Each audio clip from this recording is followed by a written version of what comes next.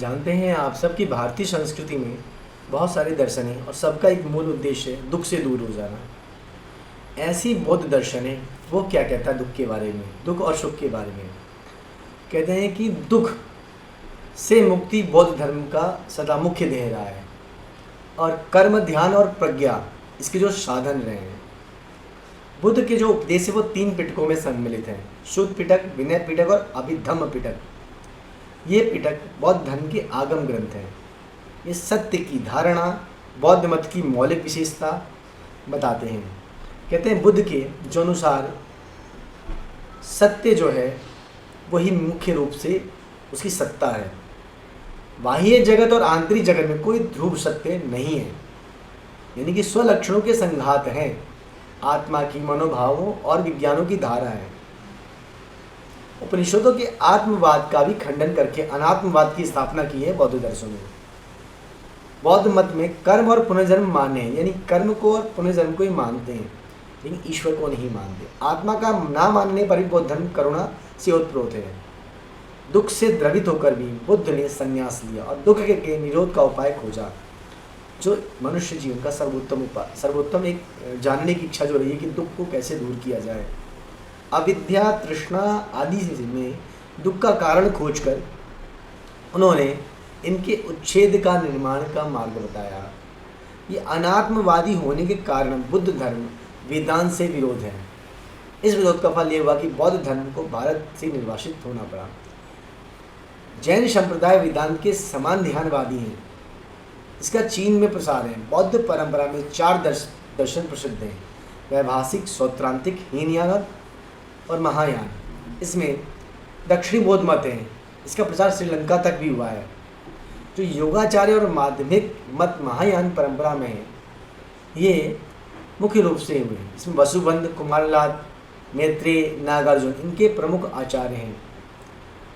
वैभाषिक मत जो बाह्य वस्तु की सत्ता तथा स्वलक्षणों के रूप में उनका प्रत्यक्ष मानता है, अतः उसे बाह्य प्रत्यक्षवाद अथवा सर्वाधिष्ठवाद कहते हैं।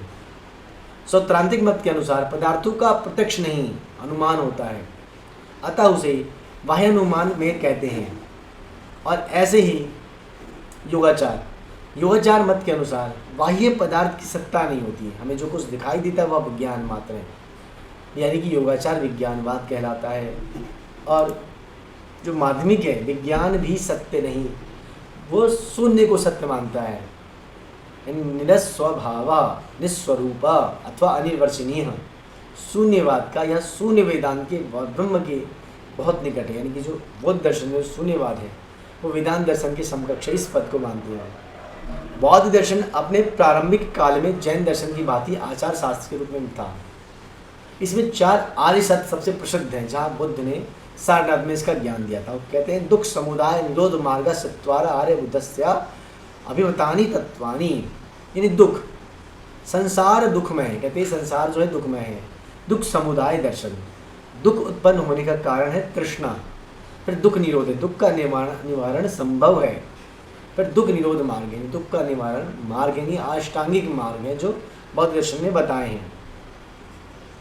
दुख समुदाय के अंतर्गत 12 निदान यानी जरा, मरण, जाति, भव, उपादान, तृष्णा, वेदना, स्पर्श, छटायतन, नाम रूप, विज्ञान, संस्कार तथा अविद्या, ये सारे के सारे 12 निदान हैं इसके। आगे कहते हैं कि दुख निरोध के जो उपाय हैं वो अष्टांगिक मार्ग है: सम्यक दृष्टि, सम्यक संकल्प, सम्यक वाणी, सम्यक कर्म, सम्यक आजीव, सम्यक प्रज्ञा, सम्यक स्मृति तथा सम्यक समाधि। विशेष महत्व की बातें की गई इसमें। इसके अतिरिक्त जो पंचशील है, अहिंसा, असत्य, सत्य, ब्रह्मचर्य तथा अपरिग्रह है। उसके बाद 12 आयतन है: पंच कर्मेंद्रियाँ, पंच ज्ञानेंद्रियाँ, मन और बुद्धि, जिनसे सम्यक कर्म करना चाहिए। आचार की दृष्टि में से महनीय है कि वस्तुतः 4 आर्य सत्यों का विशद विवेचन बौद्ध दर्शन में हुआ है।